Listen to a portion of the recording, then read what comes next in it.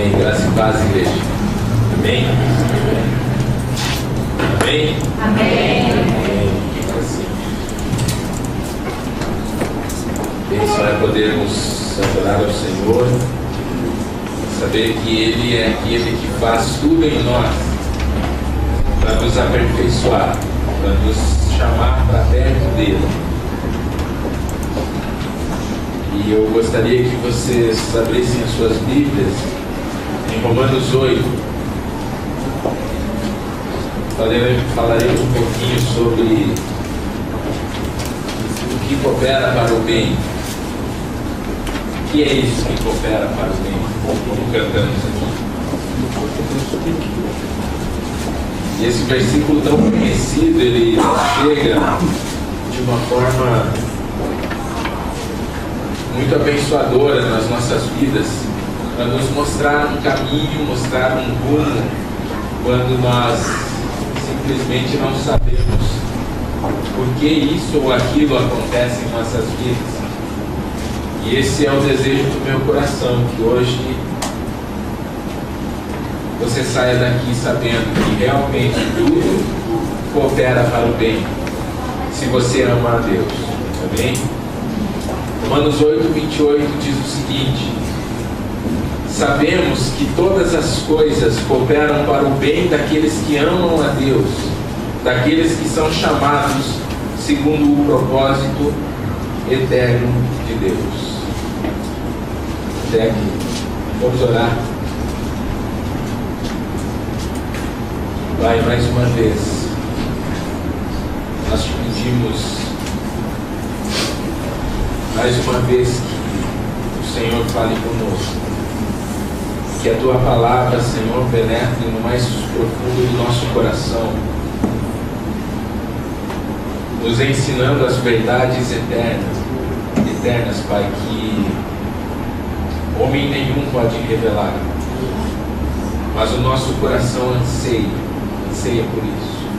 A Tua palavra diz que o Senhor plantou a eternidade no coração do homem, e há algo que nos chama, dizendo que existe um Deus que nos permite viver nessa vida de uma forma digna do Evangelho de Jesus, que nos permite olhar para o mundo e ver que tudo o que acontece tem a permissão de Deus, porque há um propósito divino para a humanidade. E quando olhamos para a cruz de Cristo, nós sabemos que esse propósito se cumpriu e se revelou naquele dia, onde Cristo morreu por nossos pecados, e ao terceiro dia Ele ressuscitou, vencendo a morte e nos dando novamente uma esperança de vida eterna. E nós queremos que nessa noite nós venhamos a ter mais uma vez a graça, através do ensinamento do Teu Santo Espírito a respeito desse versículo, Pai, que nos enche de alegria, mas muitas vezes nós não sabemos o que realmente significa quando todas as coisas começam a cooperar para o bem, para a realização do propósito do Senhor nas nossas vidas. Por isso nos ajude, Senhor, a, mais uma vez, através da ministração da Tua palavra, entendermos a vontade boa, agradável e perfeita do Senhor das nossas vidas. Assim oramos em nome de Jesus. Amém.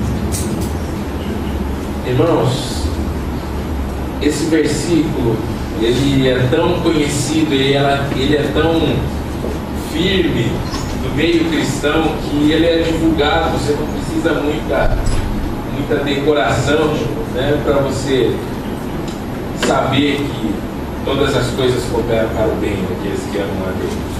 Você pode até não saber a referência, mas a frase é muito dita no meio cristão.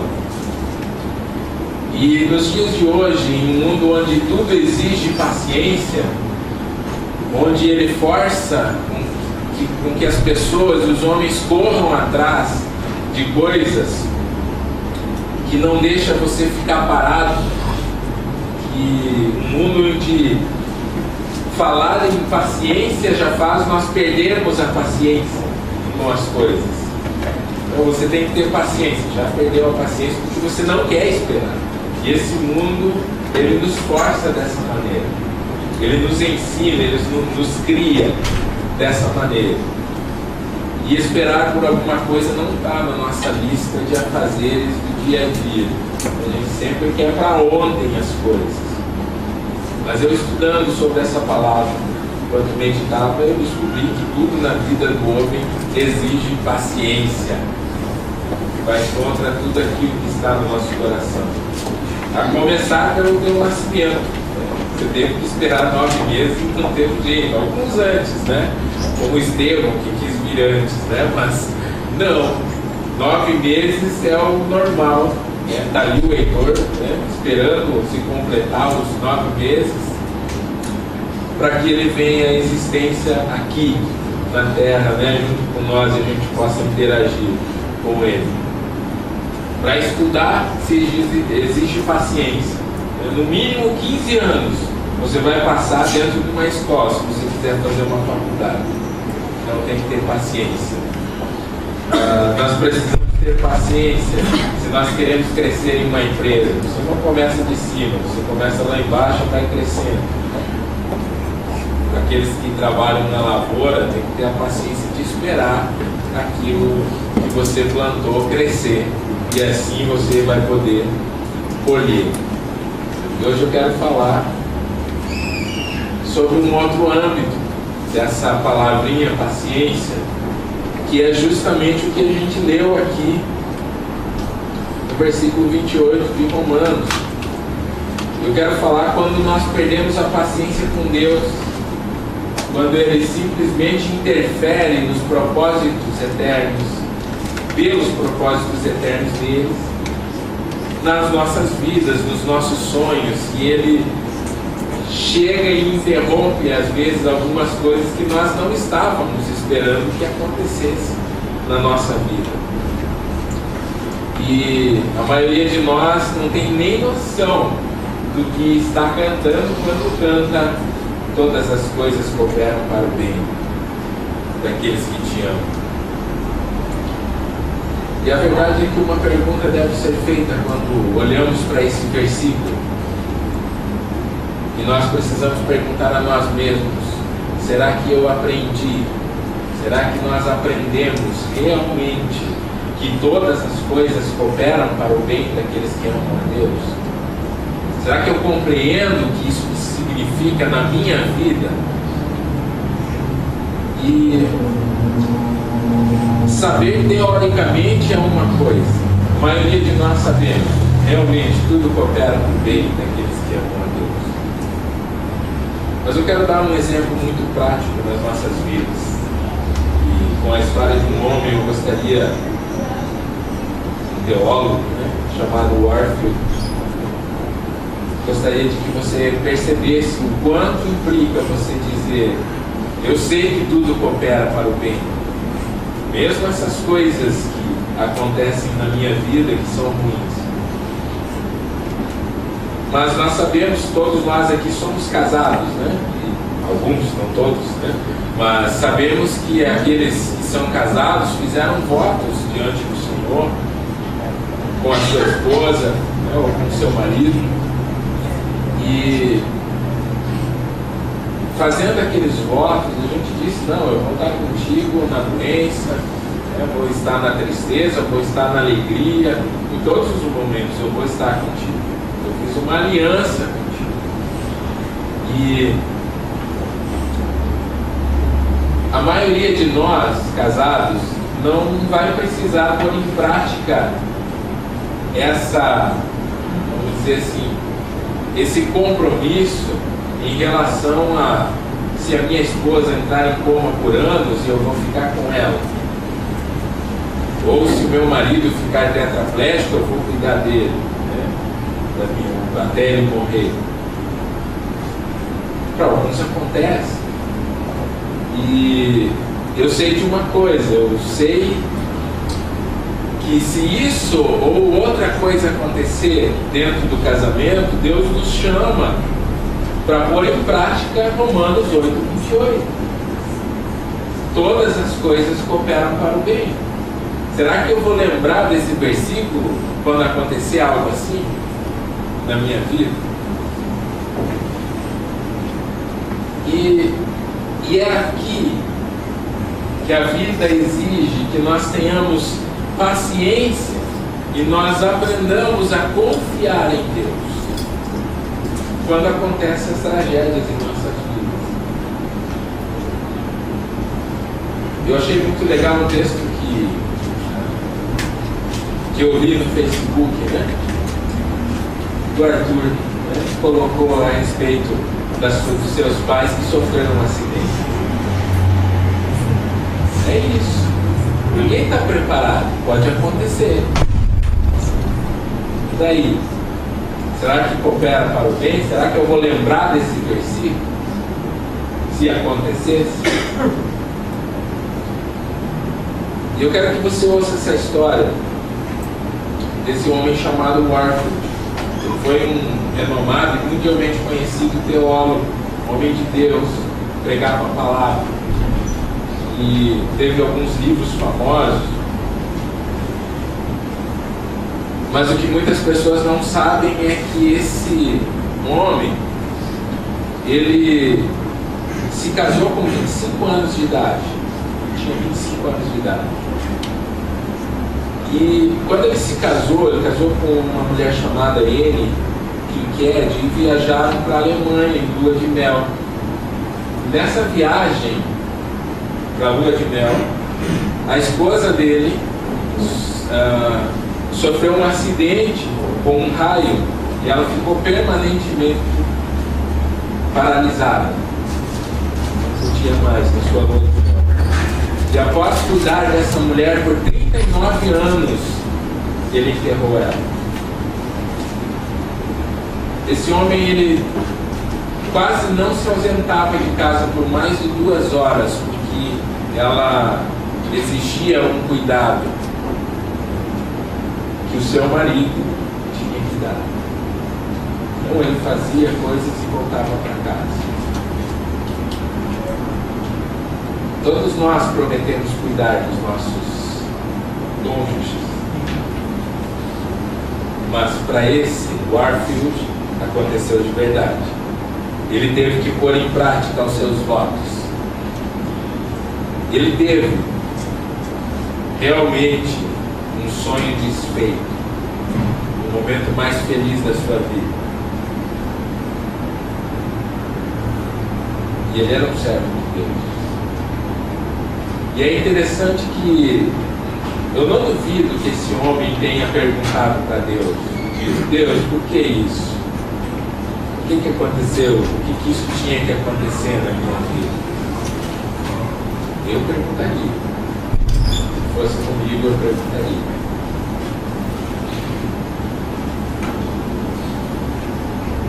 Mas o que me deixa mais perplexo nessa história, na história desse homem, é que Deus escolhe tragédias na nossa vida para que Ele comece a ensinar um pouco mais sobre Ele, um pouco mais sobre o próprio Deus. E Warfield, esse teólogo, depois de tanto tempo cuidando da sua esposa, dessa tragédia ter acontecido num momento tão feliz da sua vida, ele escreveu o seguinte, meditando sobre Romanos 8, 28, o texto que a gente leu. E ele disse isso: tudo o que acontece a você está debaixo das mãos de Deus. Se Ele governa tudo, então nada, exceto o bem, pode sobrevir àqueles a quem Ele faz o bem. E Ele, Deus, dirigirá todas as coisas a fim de que recebamos somente o bem de tudo o que nos acontece.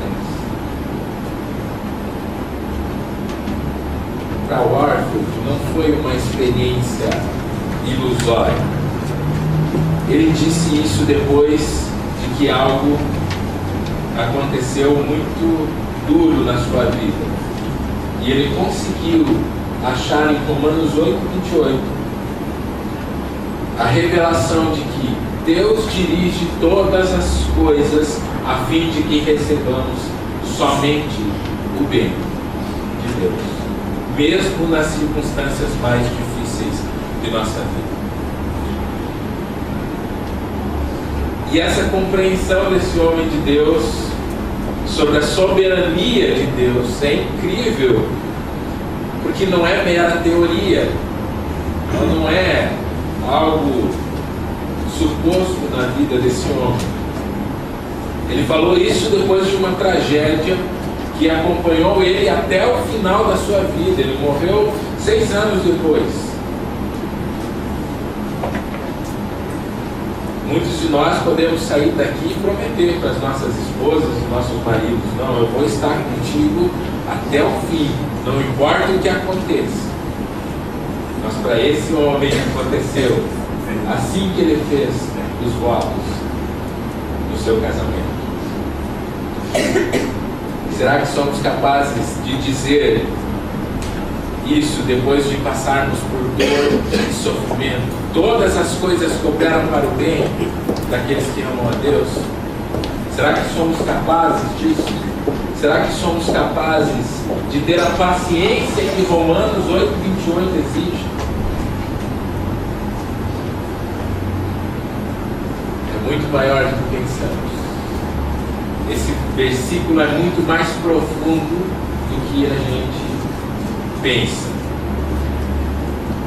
Mas para ter essa paciência em meio ao sofrimento, de saber que tudo coopera para o bem, para o nosso bem, nós precisamos compreender algumas coisas, e são 2 as que eu quero ministrar hoje, que Deus colocou em meu coração. E a primeira é que somos fracos demais para saber o que é melhor para nós. Uma das verdades que nós precisamos compreender. Sabe qual é o maior problema? Se você olhar para o versículo 28, nós vamos ver algumas coisas interessantes. E o maior problema na interpretação da frase "tudo coopera para o bem" é que a nossa mente imagina que Deus sempre vai dar algo muito melhor para nós depois que sofremos alguma coisa. E materialmente falando, algo físico, algo que vai melhorar a nossa vida. Então, se eu bati o meu carro, né, é porque Deus vai me dar um carro muito melhor. É o nosso pensamento, tudo coopera para o bem, né? Vai me dar agora uma BMW, né? Vai dar uma Spider aí, né? Uma BMW. Me assaltaram semana passada, e esse pensamento existe na igreja, e eu fico assim, apavorado com algumas coisas, né? Me assaltaram semana passada, mas eu sei, ele vai queimar no inferno e eu vou dar risada. Tem esse pensamento, infelizmente. Terminei meu namoro, mas Deus vai me dar um muito melhor. E nem passa na cabeça de que Deus pode estar te dizendo: não, namora, calma aí, espera aí que eu quero ministrar algumas coisas para você. E o pior é quando nós escutamos assim. Eu sei que você já escutou pelo menos de passagens aí, em alguns lugares. Aquele que me viu passar pela prova e não me ajudou vai se arrepender. Um dia ele vai estar na plateia e eu no palco. Tem sabor de mel. Irmãos, sabe, no ser humano eu vou ter que contar uma coisa.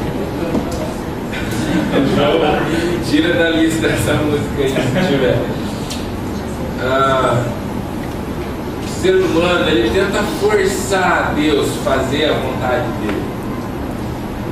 O ser humano, ele tenta fazer com que Deus se adapte ao pensamento daquele que está pedindo alguma coisa. Ele tenta forçar Deus a realizar a sua própria vontade. E nosso trimestre fala disso, que não seja como eu quero, que não seja como eu quero. E o ser humano, ele precisa entender. Nós vivemos em uma geração que quer fazer de Deus nosso escravo, que quer fazer de Deus aquele que provê todas as coisas para mim, de acordo com a minha vontade, para que eu me sinta bem. Mas se nós pararmos para analisar bem de perto essa passagem, nós vamos ver algumas coisas assim que confrontam a nossa visão. Essa visão a respeito de um Deus que não permite que eu sofra, que não permite que algo de ruim chegue na minha vida, que as tristezas chegam até mim. E essa realmente é uma visão distorcida a respeito do Evangelho, a respeito das palavras de Jesus. E a gente começa a explicar isso a partir do versículo 26, que a gente não leu. Em Romanos 8, 26, nós lemos da seguinte maneira: também o Espírito semelhantemente nos assiste em nossas fraquezas, porque não sabemos orar como convém, mas o mesmo Espírito intercede por nós sobremaneira com gemidos inexprimíveis. O Espírito, que é Deus em nós, habitando em nós, Ele nos assiste em nossa fraqueza. E perceba que aqui assistir não é ficar olhando, mas é dar assistência, é nos sustentar. E com certeza todos nós passamos por dificuldades, momentos onde a dor e o sofrimento eles nos causavam tanta dor, tanto sofrimento, tanta fraqueza, que nós não sabíamos o que fazer, que nós não sabíamos o que falar, que nós não sabíamos o que pensar, não sabíamos para onde correr, para onde ir, por causa desse sofrimento, dessa fraqueza. Nós não sabíamos nem mesmo como orar a Deus pedindo alguma coisa, porque a dor e a tristeza se alojaram em nosso coração, não nos deixando ter força, e a fraqueza tomou conta da nossa alma. E é nesses momentos de fraqueza que nós fazemos as orações mais insensatas que o cristão pode fazer. Do tipo: Deus, eu não merecia isso. Deus, isso é injusto comigo. Com certeza Deus não me ama, que isso não poderia estar acontecendo comigo. Eu sou uma pessoa boa, não deveria acontecer comigo. Tinha que acontecer lá com o assassino, com o ladrão, com aquele que está preso. Eu devo ter jogado pedra na cruz.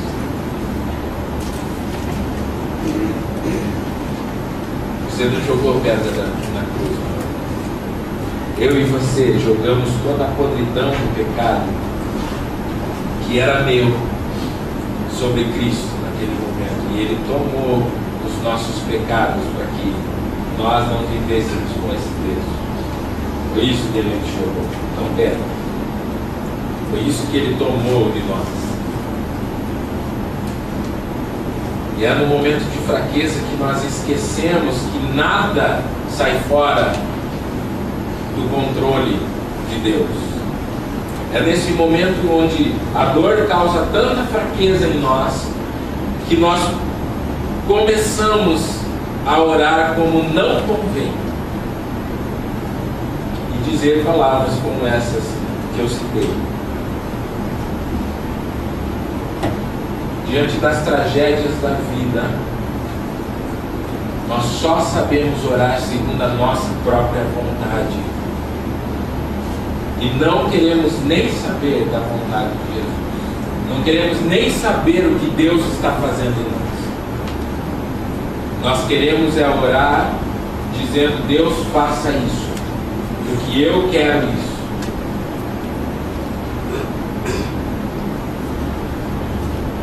Sabe qual que é a maior fraqueza daqueles que passam por dores e sofrimentos?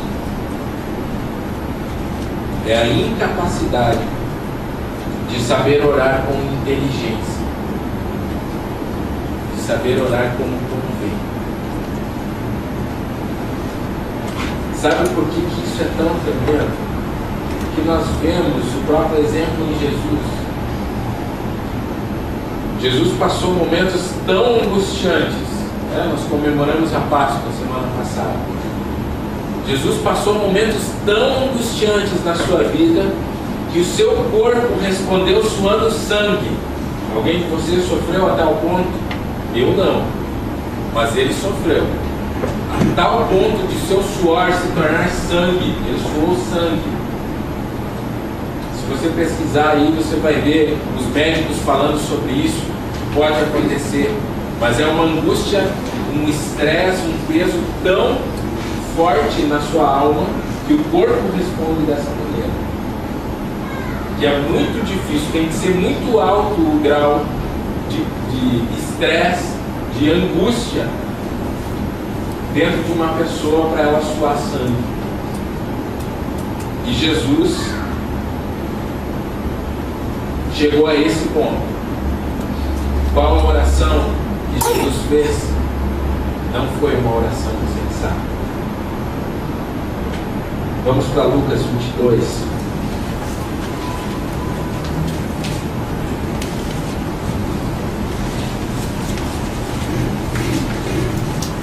Lucas 22, versículo 42.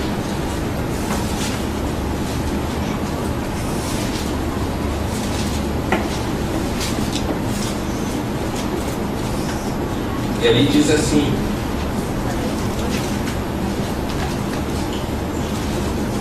Jesus se afastou e foi para um lugar e de joelhos ele orava.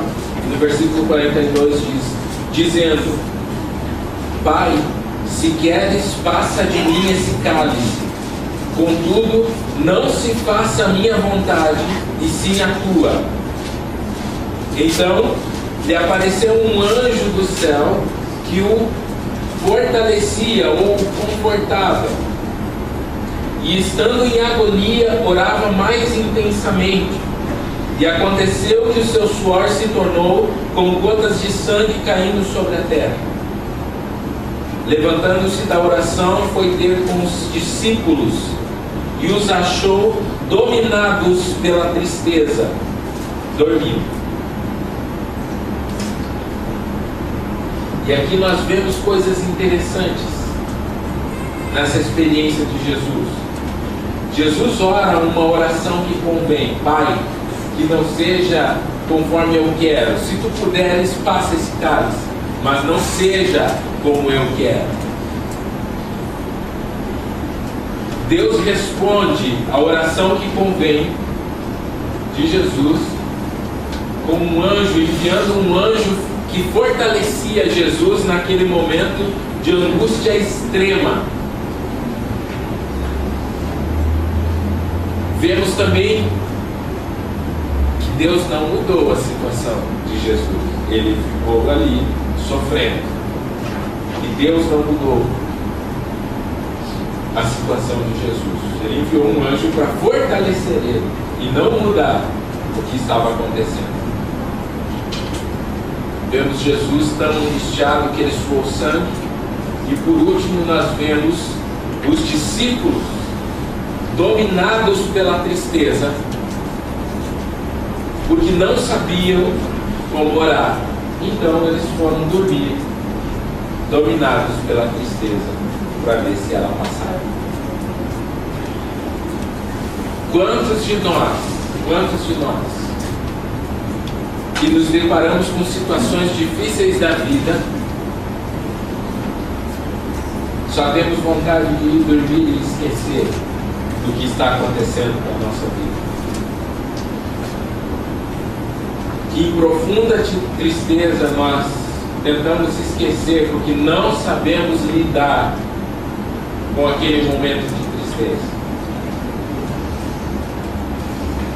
Sabe, irmãos, Deus já sabia disso.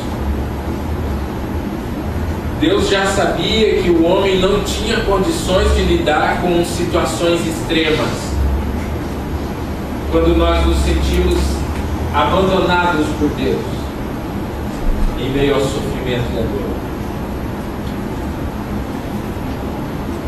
E assim como Deus enviou um anjo para fortalecer a Jesus naquele momento em que ele estava extremamente possuído por angústia, Jesus enviou o Consolador, chamado Espírito Santo, que nos ajuda a orar da maneira certa e sermos fortalecidos em meio à angústia da nossa alma. Que coisa maravilhosa é nós termos o Espírito Santo em nós, porque Ele, habitando em nós, consegue dar consolo para nossa alma em meio às angústias. É disso que Romanos está falando.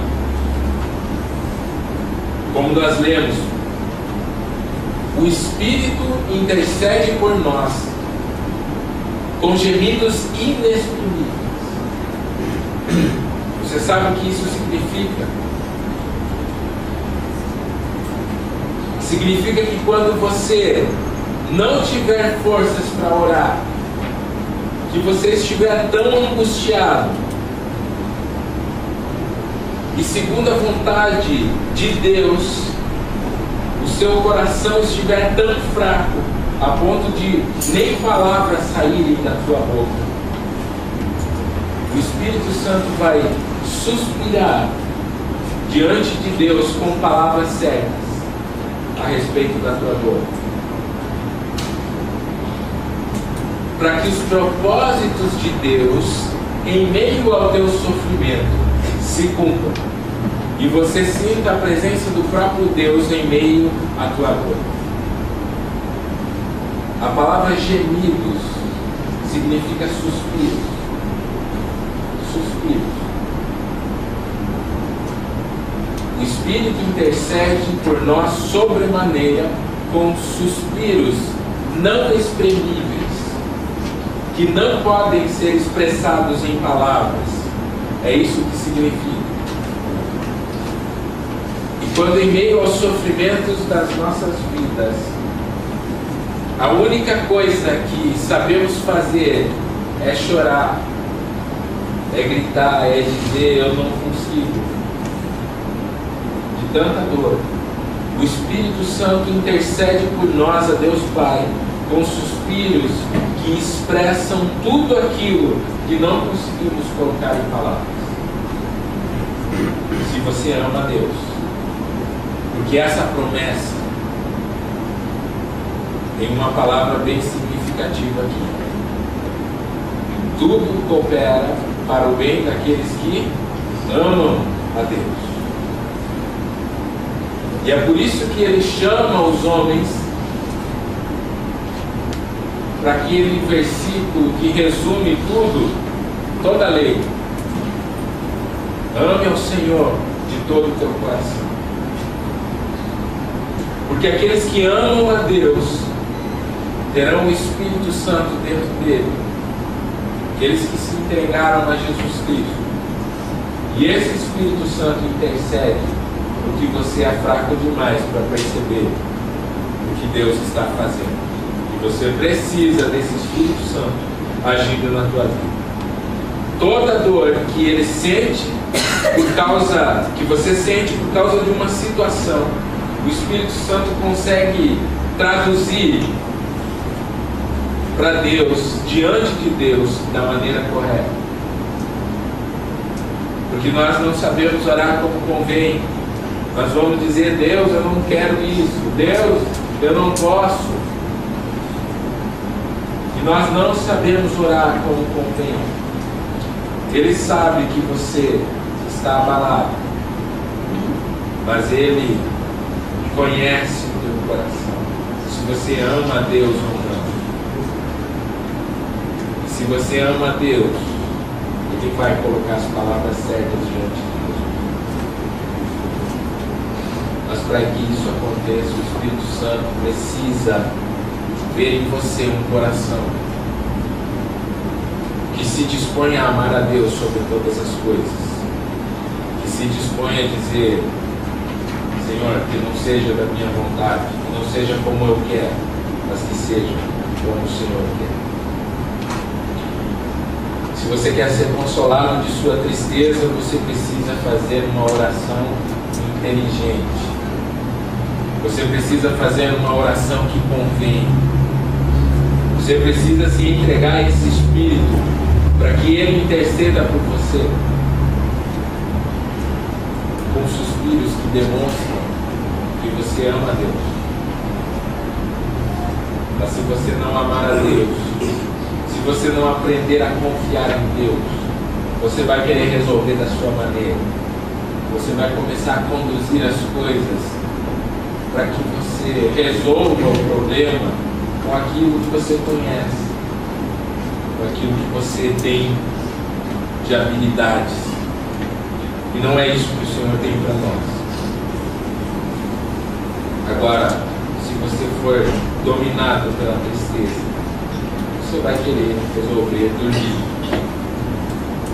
A diferença é que você vai acordar com a mesma tristeza, como os discípulos. Dominados pela tristeza, não conseguiram nem orar. Muito fácil você esquecer por um momento da dor do teu coração. Mas a cura, ela só vem quando eu faço uma oração inteligente, uma oração que convém, uma oração que diz que não seja como eu quero, mas que seja feita a tua vontade. E a segunda coisa que eu quero que vocês guardem no coração de vocês essa noite é que o que acontece na sua vida tem um propósito espiritual, mesmo que você não saiba agora. Tem um propósito na sua vida. E o propósito maior do sofrimento na vida daquele que pertence a Deus, daquele que ama a Deus, se encontra no versículo 29 de Romanos. No versículo 29, que é o depois de sabemos que todas as coisas cooperam para o bem daqueles que amam a Deus, ele diz assim: porquanto aos que de antemão conheceu, também os predestinou para serem conforme a imagem do seu Filho, a fim de que ele seja o primogênito entre muitos irmãos. Também os predestinou para serem conforme a imagem do seu Filho, Jesus. A dor na vida de um filho de Deus, ela tem um propósito muito claro, que é deixá-lo mais e mais parecido com Cristo. E não tem como nos tornarmos parecidos com Cristo se não passarmos por sofrimentos nessa terra. E sabe o que é tão tremendo? Porque antes mesmo de Jesus nascer, já era prometido que ele seria um sofredor. Isaías 53 revela Jesus, o Messias, se refere a Cristo como homem de dores, homem experimentado no sofrimento. É isso que fala de Jesus Cristo. E de todas as formas Jesus teve que padecer, teve que sofrer. Tentaram matar Jesus assim que ele nasceu. Seus pais tiveram que fugir com ele para o Egito. Ainda bebê. Ele foi rejeitado pelos seus parentes, zombado por eles e por sua terra natal. Ele foi traído e abandonado pelos seus amigos mais íntimos. Jesus foi preso sendo inocente. Foi torturado sem ter culpa alguma. Jesus foi morto como um ladrão sem nunca ter roubado nada. Filipenses declara a essência de tudo o que Cristo sofreu. Lá em Filipenses 5:8, diz o seguinte: tende em vós o mesmo sentimento que houve também em Cristo Jesus, pois ele, subsistindo na forma de Deus, não julgou como usurpação o ser igual a Deus. Antes a si mesmo se esvaziou, assumindo a forma de servo, tornando-se em semelhança de homens e reconhecido em figura humana, a si mesmo se humilhou, tornando-se obediente até a morte e morte de cruz. Irmãos, Cristo se esvaziou de si mesmo. Ele se tornou servo, um rei que se tornou servo. Ele se humilhou e obedeceu até a morte, como um ladrão, um malfeitor. Tudo isso por quê? Porque ele queria ensinar a você e a mim que a dor não precisa te afastar de Deus, mas ela pode te ensinar muito mais sobre os propósitos de Deus do que apenas teoria. Jesus podia vir aqui e dizer: eu vou salvar vocês.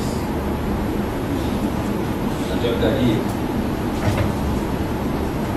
se ele não fizesse, se ele não fosse um homem de dores, se ele não fosse experimentado em dores, crucificado, morto e ressuscitado no terceiro dia.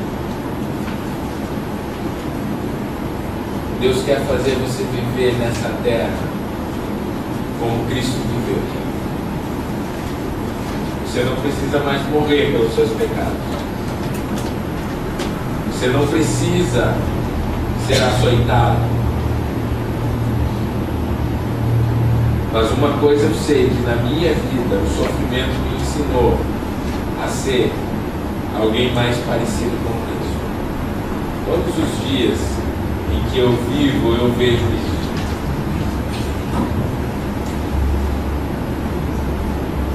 É por isso que Jesus disse: aquele que quiser ser meu discípulo, tome a sua cruz,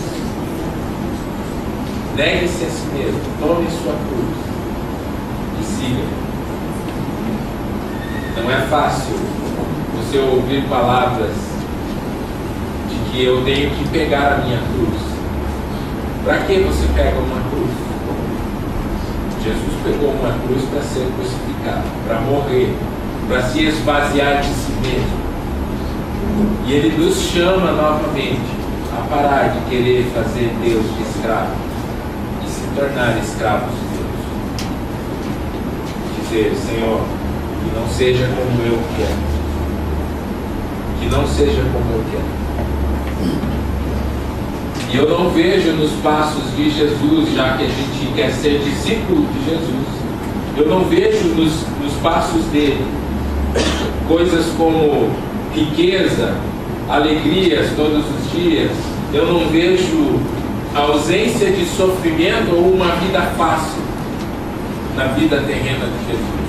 Quando ele disse para os discípulos: sigam, vocês vão ser ricos, vocês vão ter casas na praia, vocês vão ter os carros mais maravilhosos. Não vi Jesus falando isso. Eu vejo que Cristo perdeu muitas coisas. Eu vejo que ele perdeu pessoas do seu lado. Eu vejo que Cristo perdeu amizades aqui na terra para poder viver uma vida que agradasse ao Pai. Havia um propósito. Sim, Jesus prometeu dar muitas coisas para os seus seguidores. Jesus prometeu dar 100 vezes mais para aqueles que seguissem ele e abandonassem casas, mulheres, filhos, que abandonassem tudo aquilo que a terra poderia oferecer. Jesus disse: eu vou dar 100 vezes mais. Isso você lê. Amém? Jesus dá. Mas eu não vi nenhum apóstolo requerer. Eu não vi nenhum apóstolo dizendo: Senhor, me dá lá 100 vezes mais que tu prometeu. Eu vi os apóstolos dizendo, saindo alegres de uma prisão, porque eles foram considerados dignos de serem mortos por Jesus. Eu vi que eles eram felizes em receber uma sentença de morte, não tendo nada, não tendo lugar para morar, não tendo nada, nenhuma certeza sobre o amanhã seguindo Jesus. E eles se alegravam nisso. Sim, todas as coisas cooperam para o bem daqueles que amam a Deus. Todas as coisas cooperam para o bem, para que te deixe mais parecido com Cristo. E se for necessário sofrimento, chegar até a tua porta e entrar na tua vida, para que você seja mais parecido com Cristo, a decisão vai ser sua em dizer: Senhor, que não seja como eu quero. Que não seja assim como eu quero. Eu quero fazer uma oração que convém. Eu quero que o Espírito Santo me fortaleça enquanto eu passo por esse sofrimento. Porque eu sei que depois de sofrer, eu serei aperfeiçoado à imagem de Jesus Cristo.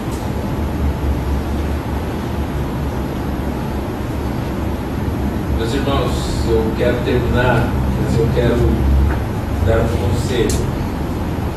O Senhor me aconselhou. Aprenda a orar como convém.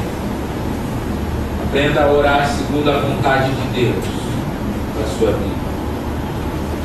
E nunca mais você vai ser dominado pela tristeza, como aqueles discípulos foram.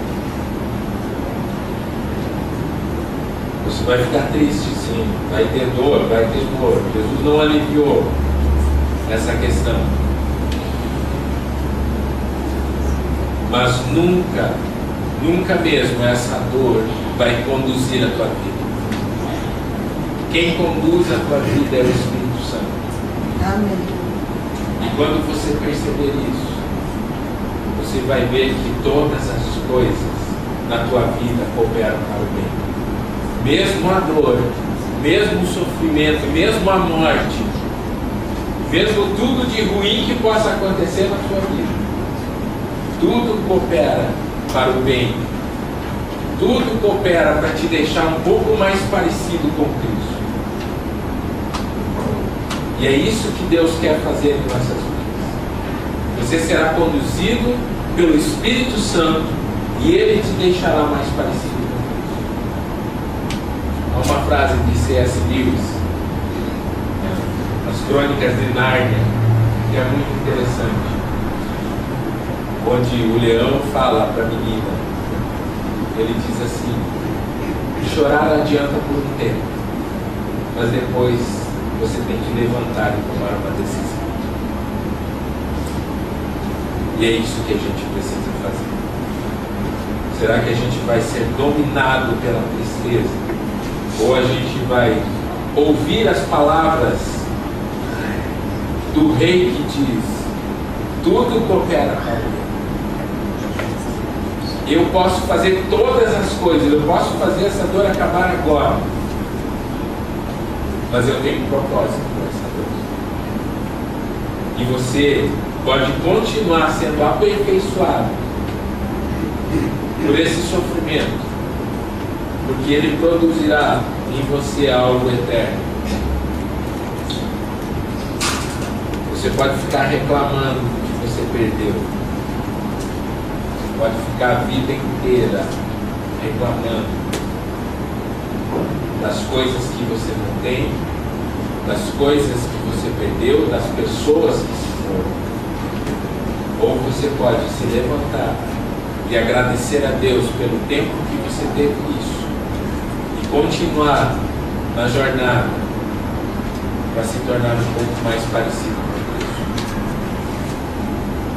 A opção é nossa, em ouvir a voz de Deus ou continuar ouvindo a voz do mundo que quer nos dominar em tristeza. Quero terminar com uma palavra de 1 Pedro, capítulo 5, versículos 6 e 7.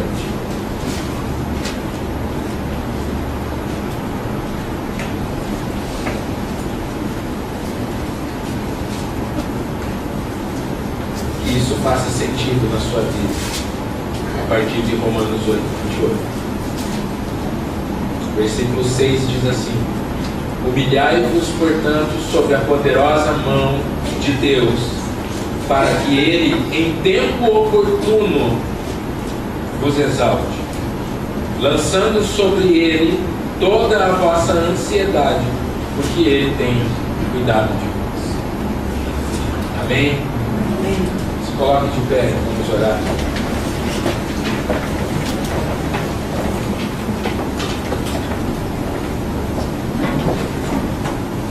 Irmãos, o sofrimento,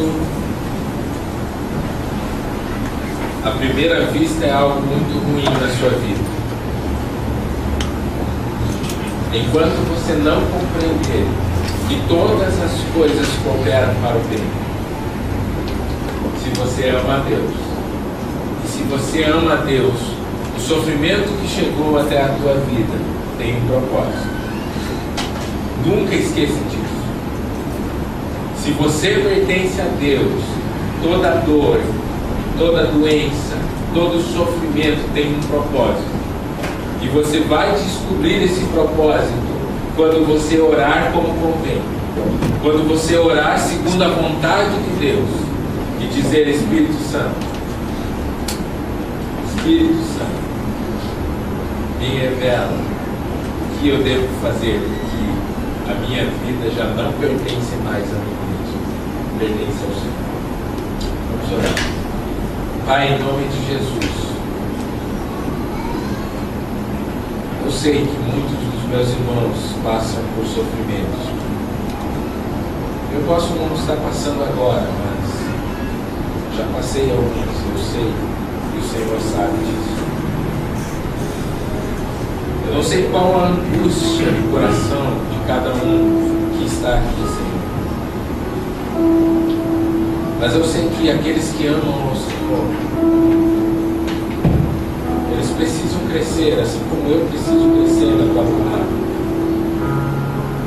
Eu te peço em nome de Jesus que toda dor e sofrimento que cada um está passando, Senhor, na sua angústia, na sua particularidade, que eles venham fazer conforme a tua palavra, lançar diante do Senhor e dizer: Senhor, não quero mais fazer do meu jeito, não quero ser possuído pela tristeza e ela conduzir a minha vida. Senhor, toda dor, todo sofrimento que tem conduzido a vida de alguns aqui, que isso venha a mudar hoje. Que o coração dos meus irmãos pare de chorar. Tudo bem, adiantou até aqui, Senhor, mas que eles compreendam agora. Levantem-se do pó e da cinza, e assim como Jó orou, eles digam: bendito seja o nome do Senhor. Que toda dor e sofrimento possa ser deixado diante do teu altar hoje aqui.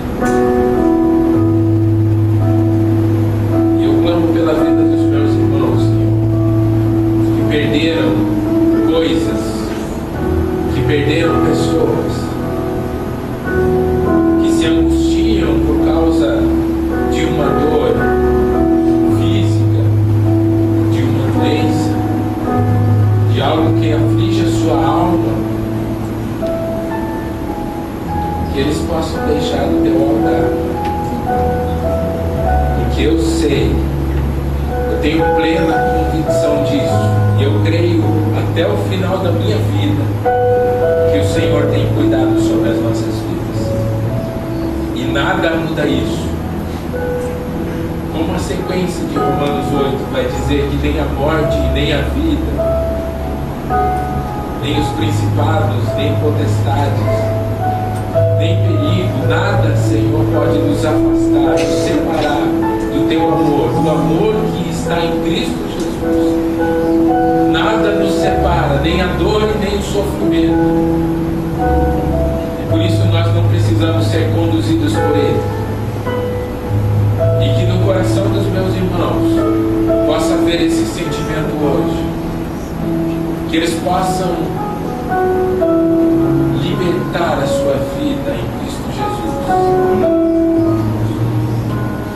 que o Espírito Santo nos conduza a uma oração que convém, a uma oração que diz: Senhor, eu sei que está doendo, que o Senhor tem poder para me livrar, mas não seja o que eu quero, faz o que o Senhor está fazendo.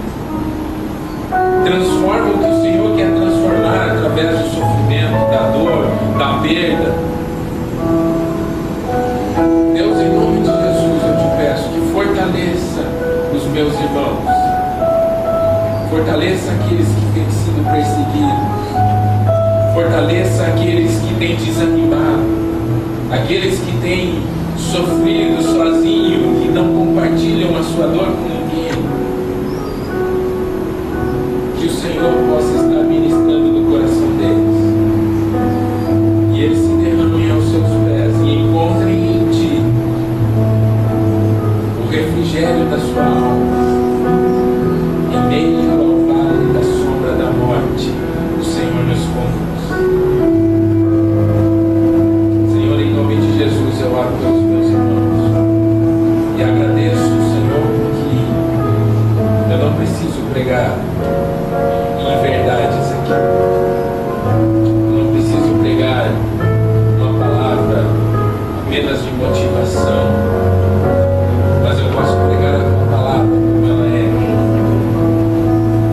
Que o sofrimento não pode chegar à nossa porta, mas com certeza ele tem um propósito, e esse propósito é moldar em nós a imagem do teu Filho Jesus, o nosso Senhor, e que essa imagem seja vista pelos de fora